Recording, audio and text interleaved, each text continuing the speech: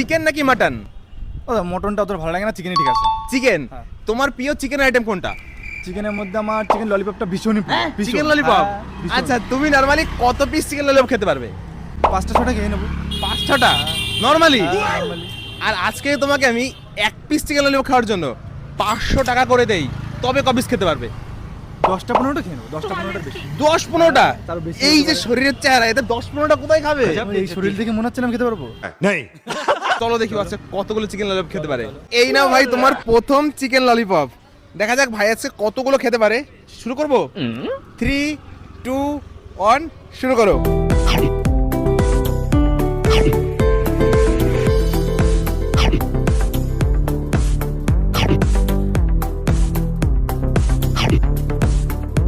প্রথম ললিপপ শেষ। প্রথম ললিপপ শেষ।